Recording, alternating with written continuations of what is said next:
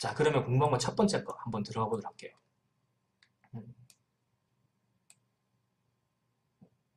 자, 일단은 여러분들이 다시 한번 제가 언급을 해드리지만, 이제 영어를, 회화를 공부를 하실 때, 인풋에 강조를 하는 게 아니고, 아웃풋에 강조를 하는 거다. 이렇게 생각하시면 될 것 같고요.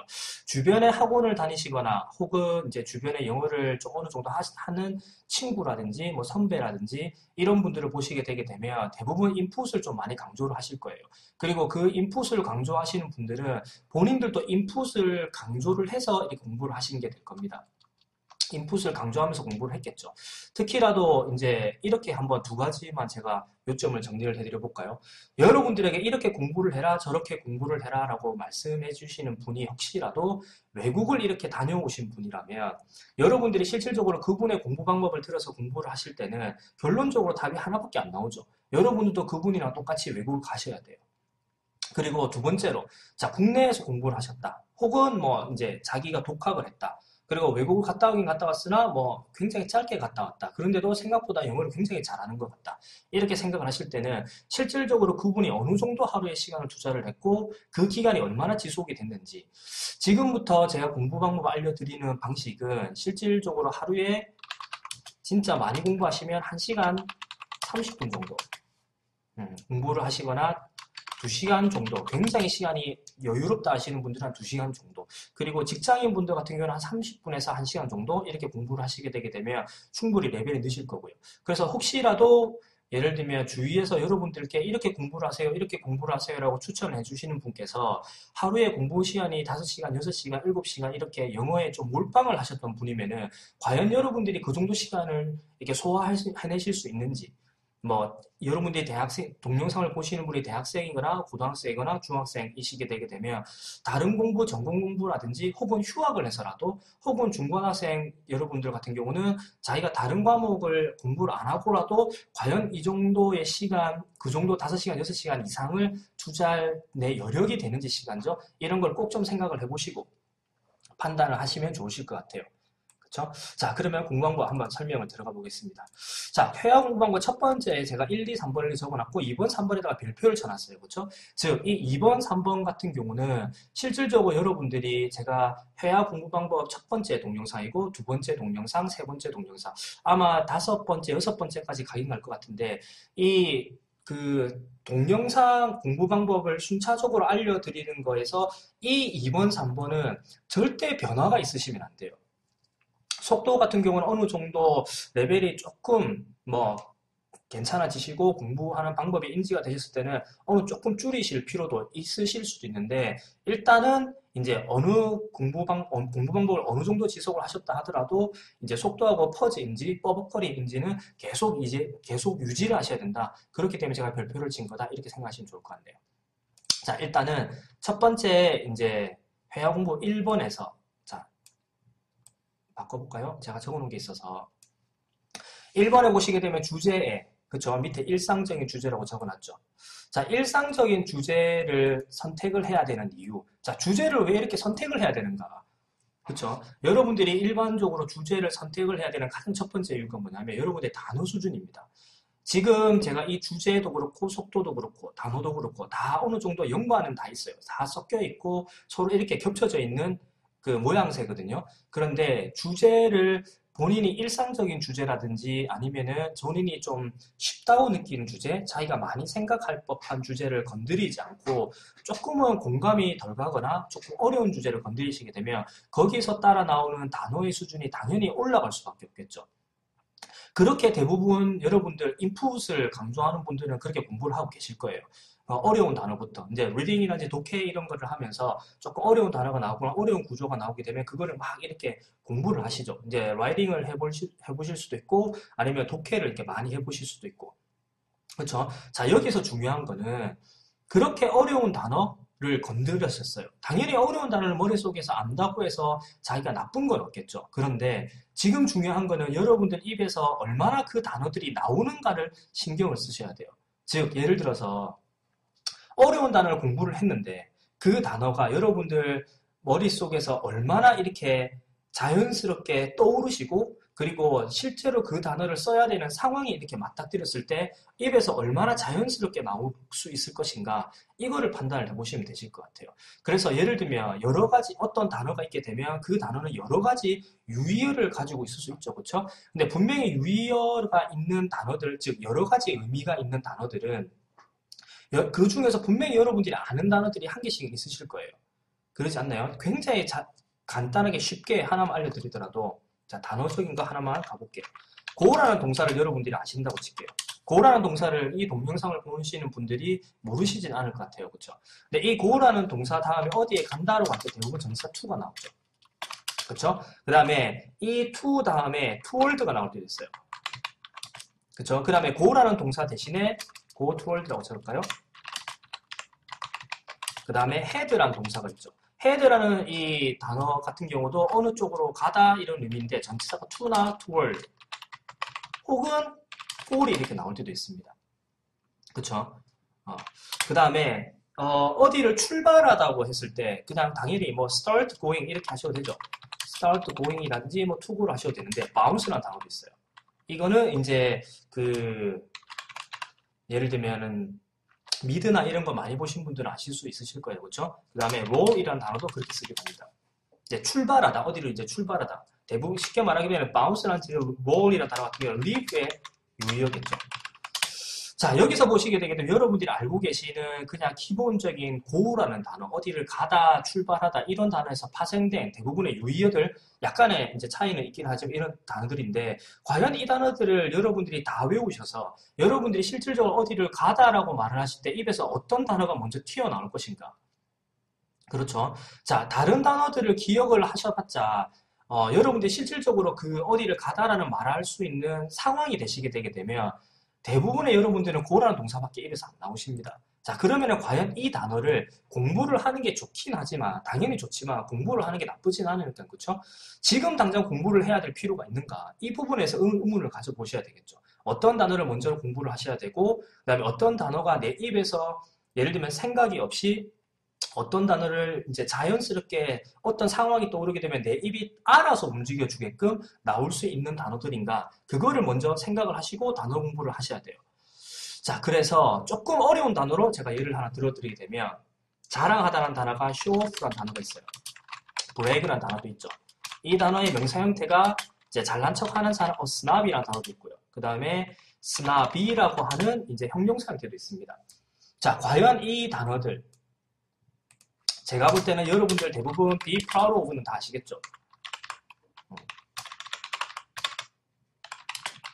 늘 아시죠? 그쵸? 예를 들면 차라리 proudly라고 하는 부사 뭐 이런 것들 자 새로운 단어를 show off라든지 brag라든지 snob이라든지 snobby 이런 단어들 이미 알고 계신 단어는 당연히 그냥 알고 계시면 되죠. 그런데 과연 이 단어들을 몰랐는데 이 단어들을 새로 이렇게 공부할 필요가 있는가? 내 머릿속에 be proud of 있다고 하게 되면 분명히 뉘앙스는 차이가 나죠. 그쵸? show off라든지 brag라든지 snobby 같은 경우는 약간의 부정을 가지고 있어요. 잘난 척이기 때문에. 근데 be proud of라고 해서 예를 들면 뭐 나는 뭐 자부심을 느끼다 이런 약간 긍정적인 거죠. 그렇다고 하더라도 이 말을 했을 때 원어민들이 다르게 이렇게 받아들이진 않을 것 같아요. 긍정이냐 부정이냐 요거에 대한 차이는 있겠지만 그래서 자기가 어떤 말을 하고 싶은데 그 말을 전달할 수 있는 단어가 본인이 이미 알고 있는 단어가 있는데도 불구하고 새로운 단어를 공부를 해야 되는가. 이런 점 때문에 이제 단어 공부를 쉽게 말하면 새로운 단어를 입으로 나오게 하기 위해서는 새로운 단어를 공부하는 게 지금 당장 특히나 레벨이 낮으신 분들은 크게 유용한 건 아니다. 좀 효율적인 건 아니다. 이렇게 생각하시면 좋을 것 같아요. 그래서 일상적인 주제를 선택을 하시는 가장 큰 이유는 여러분들이 이미 알고 있던 단어를 얼마나 잘 쓰는지 그렇죠. 그리고 이미 알고 있던 단어 중에 내가 잘 안 나오는 단어 조금 뻐벅거리거나 나는 분명히 그 단어를 머릿속에서 알고 있다고 생각을 했는데 그 단어가 실제로 말을 할 때는 조금 어렵게 이렇게 나온다든지 이렇게 하게 되게 되면 이 단어를 그렇죠. 이제 쉽게 말하게 되면 이제 내가 일상에서 잘 쓰고 내가 이미 알고 있던 단어를 자연스럽게 안 뻐벅거리고 말하는 거를 공부한다. 이렇기 때문에 일상적인 주제를 선택한다. 이렇게 이해를 하시면 좋으실 것 같아요. 자, 그러면은 일상적인 주제는 어떤 식으로 정리를 하시면 되냐? 그렇죠? 굉장히 단정적인 예를 하나 들어드릴게요. 영화를 봐요. 그쵸? 그 다음에 지하철을 탑니다. 자, 영화라는 거는 일반적으로 제가 알기로는 뭐 영화를 자주 보시는 분이라고 해도 한 달에 한 번, 두 번 정도 보실 거예요. 제가 볼 때는. 그리고 지하철 같은 경우는 출퇴근을 하신다든지 학교로 가실 때는 거의 매일 이렇게 타시게 되겠죠. 자, 그러면은 주제는 지하철이 지금 영화 보는 것보다는 좀 더 일상적이시죠. 그래서 이런 일상적인 내가 매일 하는 것들, 영화 이런 거 말고 매일 하는 주제를 선택하시는 게 좋아요. 기본적으로 이 동영상을 보시는 분들에게 하나만 여쭤보게 되게 되면 지하철을 타다 내리다 그리고 버스를 타다 내리다 이 두 단어는 똑같아요. 그런데 차를 일반적인 승용차를 타다 내리다는 단어가 혹은 전치사가 다르죠. 다릅니다. 이 기본적으로 이런 내가 매일 타고 내리는 것들에서부터 단어가 이렇게 조금 헷갈리거나 그리고 또 여러분들 지하철 타실 때는 카드를 일반적으로 기계에 이렇게 찍죠. 그렇죠? 제가 지금 말씀드리는 이런 행위에 대해서 단어를 모르시는 분들은 아까 제가 말씀드렸던 어려운 단어를 배우셔봤자 그렇게 효율적이진 않은 것 같아요. 자, 그리고 일상적인 주제를 선택을 해서 거기에서 나오는 단어를 공부를 한다고 칠게요. 그러면은 어떤 효과가 있냐면 이거는 실질적으로 제가 공부 방법 설명을 이렇게 드릴 때 이번에서 이제 회화 공부 방법에서 단어 공부 방법에서 설명을 드리긴 할 건데 단어 공부를 잘하기 위해서도 단어 공부하는 것도 따로 이제 공부 방법이 있거든요. 특히나 회화 공부 방법은 간단하게만 설명을 드리게 되면 일반적으로 여러분들이 매일 겪는 거에서 나오는 단어들은 실질적으로 여러분들이 쓰거나 이렇게 달달달 외우실 필요가 없어요. 어느 정도 예를 들면 지금 제가 테스트를 하나 해드려도 지하철이나 버스를 타다는 get on과 get off를 쓰셔야 돼요. 근데 일반적인 자가용을 탈 때는 get in하고 get out of를 쓰셔야 됩니다. 자, 이거를 get in a car 아니면 get out of a car 그 다음에 get off subway, 뭐 get on subway 이렇게 했다고 칠게요. 제가 지금 말씀드린 거를 집중해서 보고 계신 분들은 내일 지하철을 타거나 버스를 탈 때 혹은 자동차를 자가용을 타실 때 지금 get on, get off, get in, get out of가 떠오르시면 돼요. 그러면 굳이 이렇게 이런 단어들을 달달 외우실 필요가 없는 거죠. 실질적으로 자기가 매일 접하는 것들에 대해서 그런 단어들은 실질적으로 여러분들이 달달달 외우시는 것보다는 그 상황이 맞닥뜨렸을 때 그 단어가 떠오르고 그 떠오른 상태에서 예문을 만들어 보시는 게 그 단어가 실질적으로 기억이 되는 것도 그렇고 기억이 된과 동시에 내 입에서 바로 나오는 것도 그렇고 훨씬 더 단어 공부하기에 적합한 효율적인 시간을 절약할 수 있는 방법이기 때문에 이렇게 일상에서 접하는 단어들을 최대한 빨리 예를 들면 일상회화잖아요. 그렇죠? 이런 거를 빨리 접하시고 빨리 익숙해지고 싶으시면 주제를 일상적인 주제 그리고 또 굉장히 반복적으로 하는 매일 하는 주제를 먼저 건드리시고 그러고 나서 이제 조금은 덜 일상적인 거, 덜 일상적인 거 이런 식으로 가시는 게 훨씬 더 단어 공부하기도 그렇고 그쵸. 단어 공부하기 일단은 좀 편리하시겠죠. 자, 그리고 또 일상적인 주제를 하시게 되게 되면 또 어떤 게 좋냐면 이번에 제가 속도를 같이 지금 바로 설명을 좀 드릴게요. 속도를 왜 빨리 하셔야 되냐?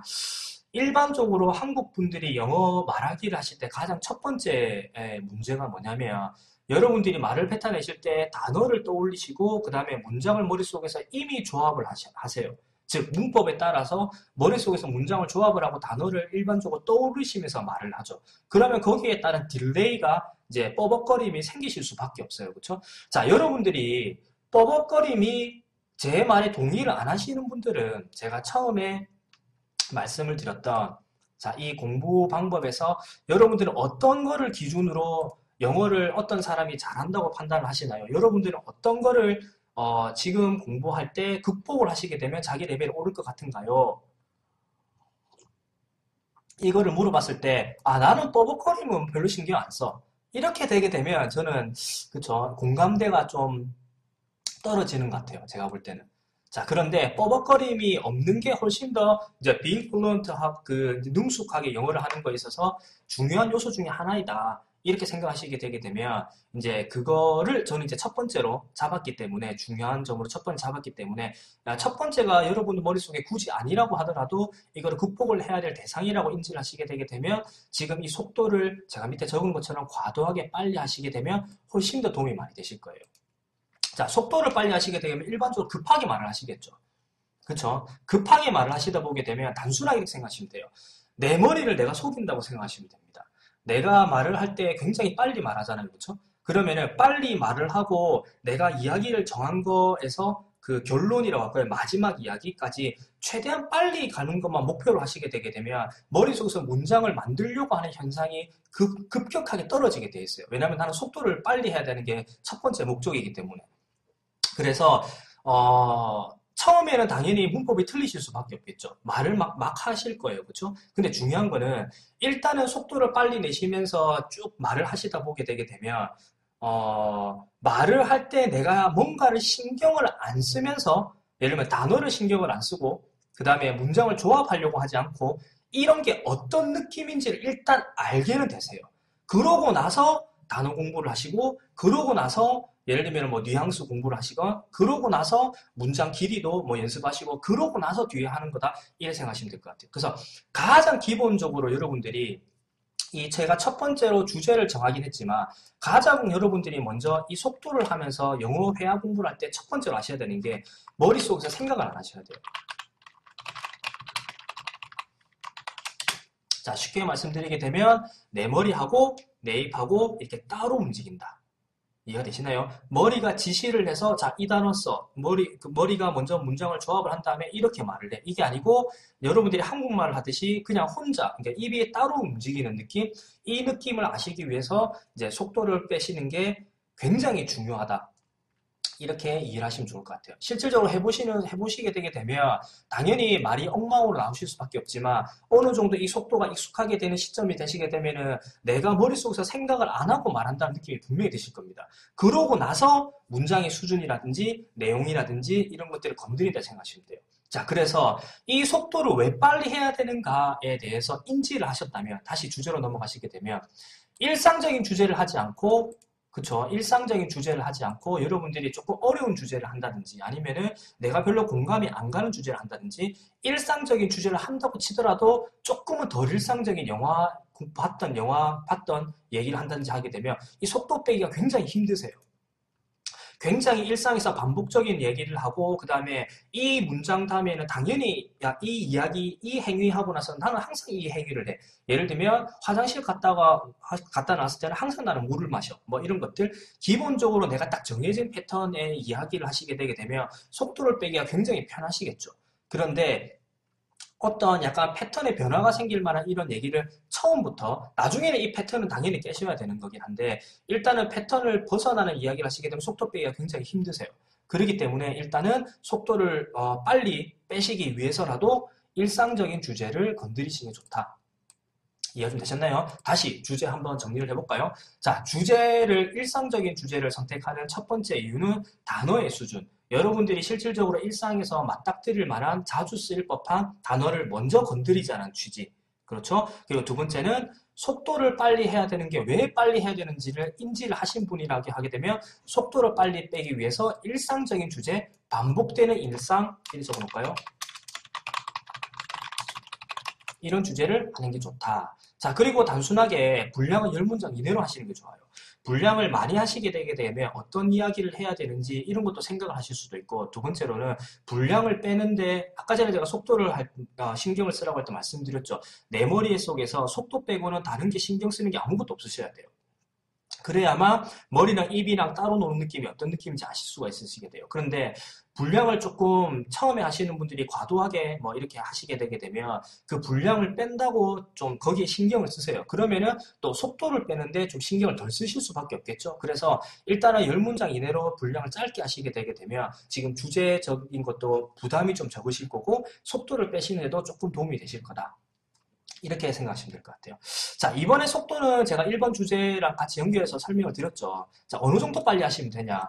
이제, 굉장히 과할 정도로 속도를 빨리 하시면 돼요. 자, 이 부분에 대해서는 실질적으로 제가 지금 가르치고 있는 학생들이 어느 정도 속도를 빼는지를 녹음을 해서 동영상을 따로 만들어서 분석을 아마 그 학생들이 어떻게 말을 하고 그 다음에 제가 뭐 어떤 식으로 분석을 여러분들께도 그렇고 이제 동영상을 보시는 분들 이제 분석을 해드릴 수 있는지 이런 것들을 제가 이제 한번 테스트용으로 동영상 하나 촬영을 할 테니까 일단은 여러분들이 인지하셨으면 좋겠는 거는 최대한 과도하게 야, 이 정도로 빨리 하면 너무 빠른데 너무 심한데 이런 느낌이 들 정도로 과도하게 빨리 하시는 게 좋으세요. 그리고 또 이 속도는 제가 초반에도 언급을 해드렸지만 속도는 결국에 가게 되면 조금 낮추실 거예요. 즉 예를 들면 이 과도할 정도의 속도에서 나중에 추후에는 어떻게 얘기를 해야 될까요? 속도가 빠르긴 한데 그렇죠? 편한 느낌의 이 속도를 찾으실 겁니다. 사람마다 그 속도가 딱 정해져 있어요.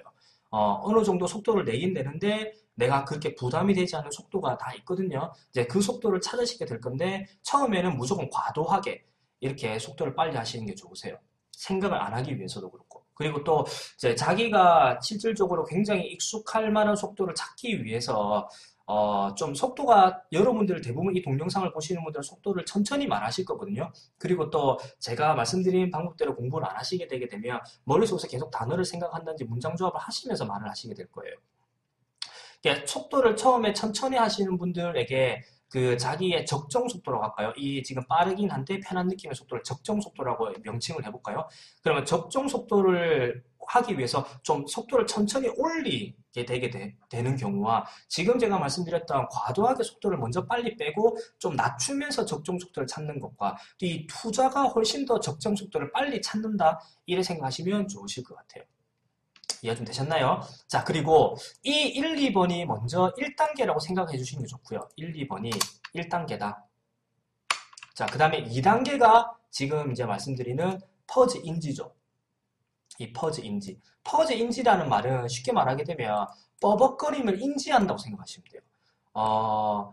일단은 속도를 처음에 빨리 하시는 것들이 익숙하지 않으신 분들은 속도를 빨리 하는 것들이 익숙하게 되시게 되게 되면 그때부터 자신이 말하는 게 조금씩 들리기 시작합니다.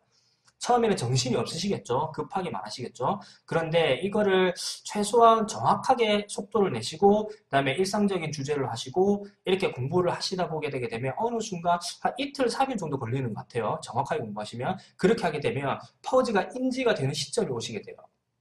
내가 뻐벅거리는 부분이. 자, 그리고 이 뻐벅거림의 인지는 당연히 말하는 도중에 이어지는데 말이 끝나고 나서 제가 스피킹이 끝나고라고 했죠? 끝나고 나서 어떤 단어에서 뻐벅거렸는지와 그 다음에 이 뻐벅거림이 생길 때 왜 여기서 뻐벅거렸는지를 인지를 하시게 되게 되면 그 다음에 작업이 쉬워지세요.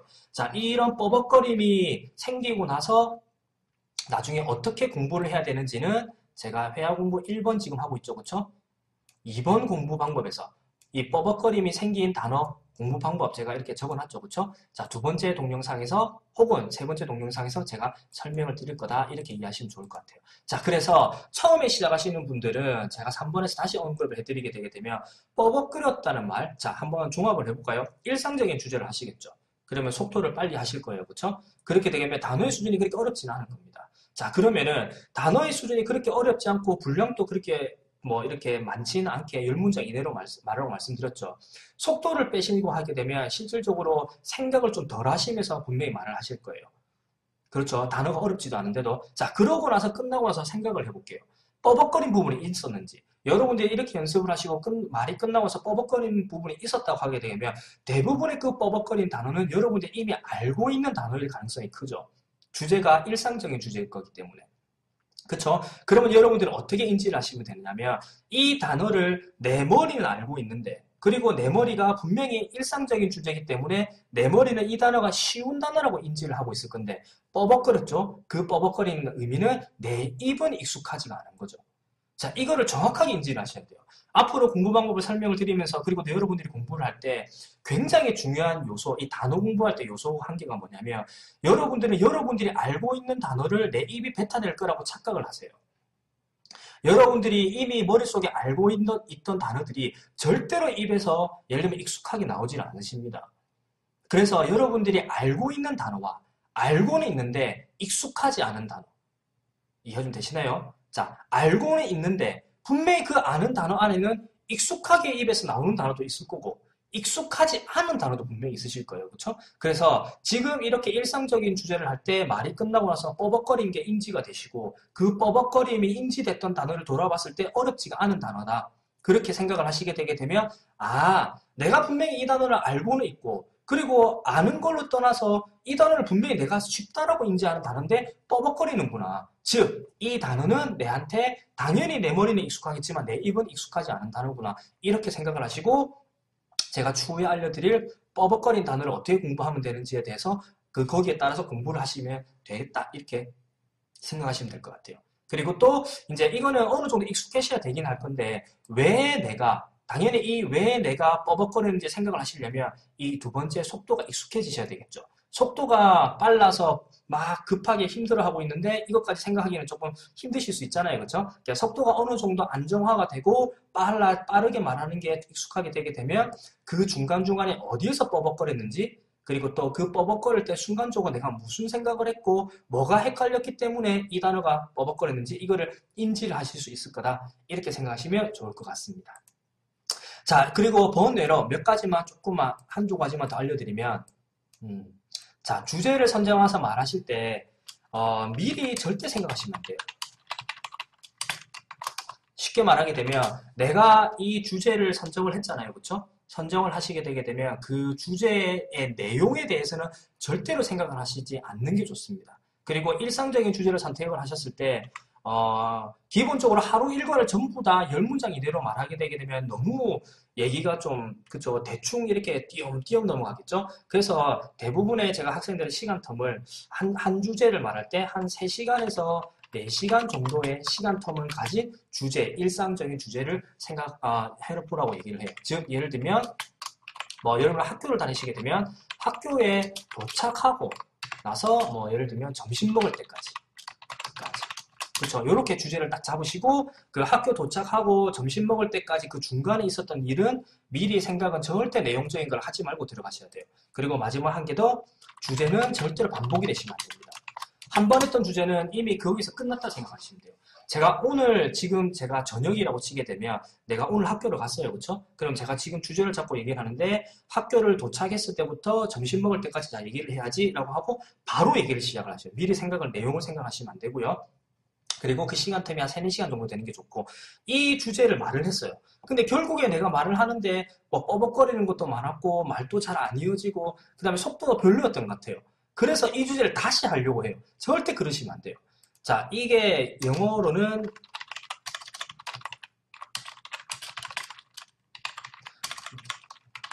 talk on the cuff라고 하는데 쉽게 말하면 즉흥이에요. 즉흥. 여러분들이 연습을 하실 때는 무조건 즉흥으로 연습을 하셔야 돼요. 미리 내용을 생각하신다든지 어떤 단어를 쓰겠다든지 어떤 구조를 쓰겠다든지 이런 거를 미리 절대로 생각을 하시면 안 돼요.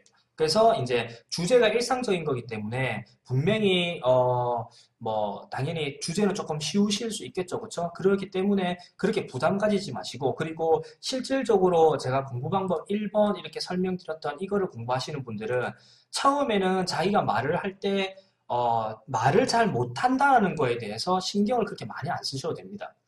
여러분들이 지금 익숙하게 하셔야 되는 거는 일상적인 주제를 계속 꺼내는가 그 다음에 속도를 내가 빨리 하려고 하는가 요 두 개만 일단 신경 쓰시고 요 두 개가 익숙하게 되시면 퍼즐을 인지를 내가 하는가 요 정도까지 이해를 하시면 될 것 같아요. 이해가 좀 되시나요? 자, 번외까지 제가 알려드렸고 혹시라도 공부 방법에 대해서 제가 이렇게 공부하는 게 맞나요? 라고 생각하시는 분들, 좀 궁금하신 분들은 실질적으로 제 방송, 아프리카 TV를 방송을 보신다든지 유튜브 지금 동영상 이런 거를 보셔도 되긴 하겠지만 실제로 정확하게 피드백이 여러분들이 공부를 제대로 하고 계신지에 대해서 제가 해드리려면 이제 여러분들의 녹음 파일을 메일로 보내주시게 되면 제가 이렇게 피드백을 드릴 수가 있거든요. 이제 혹시라도 이렇게 해보신 분들은 궁금하신 게 있으시게 되거나 이러면 메일로 질문을 하셔도 되지만 이제 녹음 파일을 실질적으로 연습을 하셔서 보내주시게 되게 되면 제가 피드백을 드리도록 하겠습니다. 자, 일단은 첫 번째 공부 방법은 이제 여기까지 하도록 하고요. 그 다음에 제가 처음 했던 거 다시 한번 보여드리면 자, 두 번째 동영상에서는 이제 단어 공부 방법 이거를 이제 제가 설명을 해드릴 거고 세 번째는 회화 공부 방법 세 번째 어떤 식으로 분량을 아까 10문장 이내로 설명하라고 했잖아요. 그렇죠? 어떻게 분량을 늘리셔야 되는지 이런 것들 제가 하나하나 설명을 동영상에서 드리도록 하겠습니다. 자, 그러면 오늘은 여기까지 이번 동영상은 여기까지 하도록 할게요. 다음에 뵙겠습니다.